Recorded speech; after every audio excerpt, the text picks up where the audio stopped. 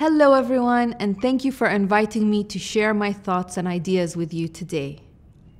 I'm pleased to say a few words on behalf of the International Publishers Association, but let me first start by congratulating you, the organizers of the Seoul International Book Fair, on adapting to the new normal and organizing this event online. It's a great example of how resilient publishers are, and also a good example of what's possible for the publishing industry when we collaborate outside our traditional ecosystem, as you did for this book fair, working closely with the tech and gaming companies to make this year's edition as engaging as possible.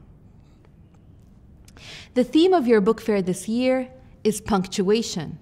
Which punctuation mark can be used at this point to understand our new context and the future of our industry going forward? That's the question you asked in your briefing introduction of this year's book fair theme. It's really an interesting theme, and I think each and every one of us would choose a different type of punctuation to describe the global publishing industry in the context of this unprecedented pandemic. I choose to add a question mark. In fact, I choose to put 3 question marks in order to share my perspective as a publisher and my perspective as IPA president. These 3 question marks are at the end of the following 3 sentences. What happened? What's happening now? And what will happen next? We are all familiar with what has happened. There has been abundant analysis of the disruption and the impact of this global crisis on publishing in each market. In fact, last November, following a consultation with our members in over 30 markets, the IPA launched the From Response to Recovery report, in which we detailed the different ways publishing markets responded to the pandemic. This report is an interesting reference for all of us, not only because it consolidates many lessons from around the world, but because it also demonstrates that the reaction and responses to the pandemic were not the same, and were, in many cases, uneven. Each market responded to the pandemic according to its context, and as you know, some markets did better than others, and so were able to bounce back more quickly. For example, in your market, South Korea, the government hasn't imposed a full lockdown since the start of the pandemic. So while educational publishing sales in your market were certainly affected because educational publishers couldn't sell to students properly, overall, you were still able to maintain some business continuity. This was not the case for all markets. But lockdowns or their absence were not the only factor for how publishing markets performed since the beginning of this pandemic. Many other factors came into play, such as market digital infrastructure, publishers' digital readiness, business models, publishers' skills, government stimulus support, digital piracy legislation, reading culture, amongst others. At the IPA and through our continuous engagement with our members worldwide, we have learned so many lessons about these factors, and we now have a much wider perspective about their impact on the future of our industry. But in my opinion, one of the most important lessons we all learned is that the future is approaching fast, which requires all publishers to have an open mind towards change in order to become more resilient. It also requires strong collaboration between all publishers worldwide and between publishers and their traditional and non-traditional publishing ecosystems, including technology companies. And that takes me to what's happening now.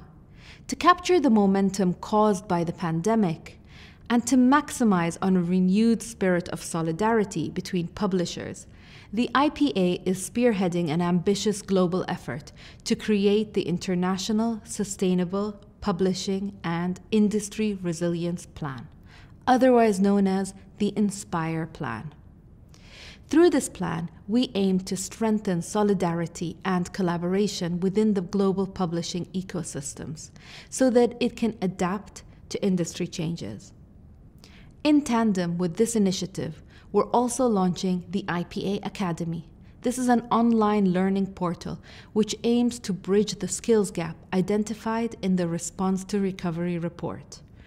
Our members will have access to training in multiple languages to help publishers improve their skills in digitization, ebook and audiobook production, online selling, digital and social media marketing.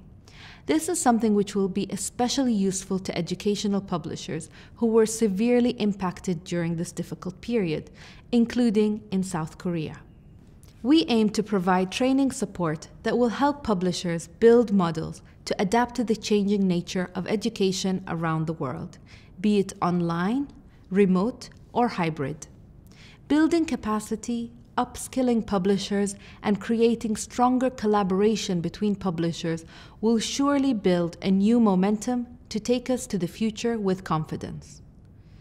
But these efforts will only be successful if we include everyone's voice in the decision-making table. Diversity and inclusion have to become integral to our DNA so that we're able to innovate, adapt, and understand the world around us from different perspectives. This understanding will strengthen our bond with our readers and will ensure that we continue to be their trusted source of deep, balanced, and informed content. The IPA will continue its current drive to support more diversity and inclusion within the global publishing community. We will continue supporting diverse voices as there's a real appetite to hear the experiences and views of original voices from around the world. And in this context, I was happy to learn that the Literature Translation Institute of Korea offers funding opportunities for publishers promoting Korean literary works overseas. It's an excellent idea and a great sign that the world of publishing will increasingly reflect the true diversity and richness of our world. And as you know, to achieve true diversity and inclusion, we need to keep fighting for the principle of freedom to publish. Our industry's evolution is closely tied with the evolution of ideas and social debate, and IPA will continue extending its support to all its members to help them defend and uphold freedom to publish as the main pillar of modern and inclusive societies. Looking to the future and trying to understand what will happen next, it's clear that freedom of publishing will remain an important focus for our industry, as online and digital censorship cases are alarmingly increasing in many parts of the world. It's also clear that publishers will adapt agility as a new value, shaping their business models and mindsets. And that's important because readers' trends are changing ever so rapidly, which requires us not only to adapt, but also to be proactive. I also believe that strong and diverse collaboration through global partnerships will become an integral part of our industry as we adapt to the new realities of knowledge and technology-based economies. But as we adapt and innovate, we must continue and change the frequency and quality of our conversations with governments and policymakers to assert our value as a critical industry, and to seek their support to defend copyrights by fighting the upsurge in digital piracy through robust legislation and up-to-date enforcement mechanisms. I am sure the next few years will be an interesting chapter in our industry. It's a chapter we're all writing together now, and despite the many apparent challenges many publishers are facing right now because of the pandemic, it's clear that there are many opportunities that will unlock with creativity, resilience, and collaboration. Thank you again for your kind invitation, and I wish you every success with your book fair.